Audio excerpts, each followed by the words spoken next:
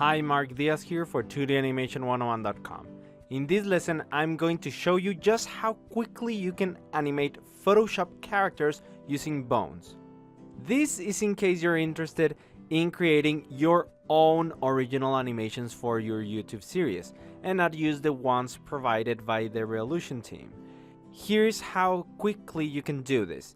This is an empty document, and now I'm going to import one of my PSD characters that I created for the animation Success Sucks. You can also import one with me if you want to follow along. Just download the project files, and if you don't have them, just go to lesson 2, downloading the project files, and then I'm going to import, for example, the mom, the frontal angle. Just click and drag, and I drop it in the workspace of CrazyTalk Animator 3. When you import it, it automatically sends you to composer mode. You see? This allows you to modify the bones or set them up. Now, thanks to the new update for pipeline users, I have everything ready because I set this character app in Photoshop. So let me get out of composer mode. Don't worry, if you ever need to come back to this mode, you can always come back here anytime you want.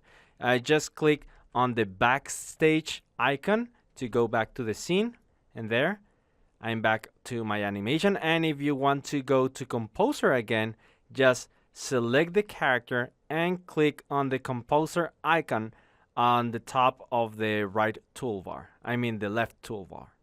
You see? Then back to my scene again. And now let me show you how easily and quickly you can animate. Just select the character and then press letter K on your keyboard. This will show up the bones and allow you to animate. And a kind of a layers panel that shows all the bones. This list makes my life easier when I want to select specific bones. Learn this shortcut, letter K. Let me close this.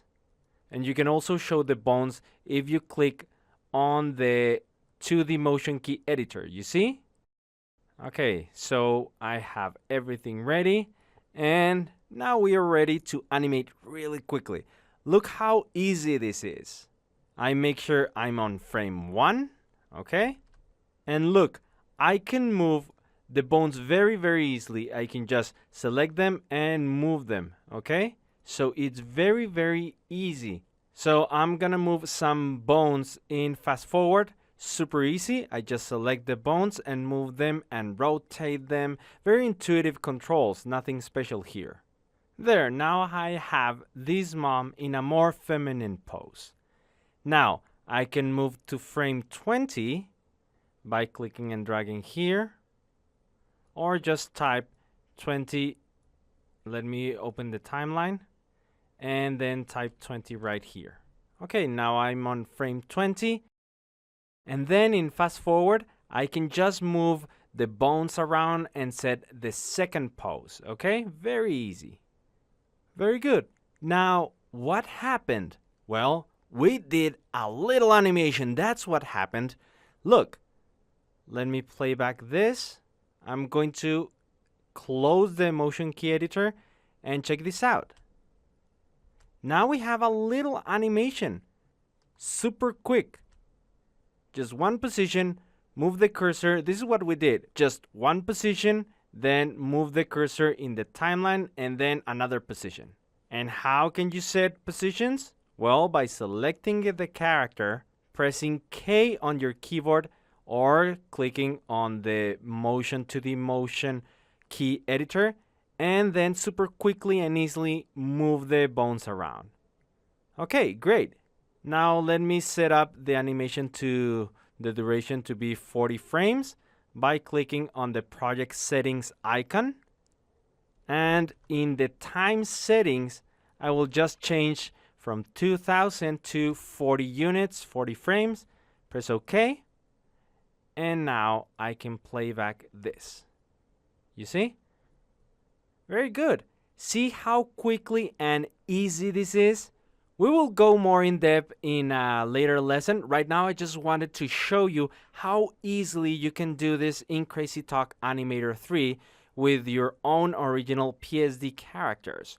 We will cover the interpolation and how to improve the transition between keyframes. Right now, it's a bit stiff. It has linear interpolation, but later I will show you advanced features to use smooth interpolation, smooth transitions. And also, if you need to modify the keyframes of your animation, don't worry, coming soon in this course, I will show you how to set up the timeline and everything so you can create complex and professional animations. Okay, that's it for this lesson. In the next one, I'm going to show you how you can light speed your animation when you decide to use motion clips from the Revolution team of animators. Great, see you in the next lesson.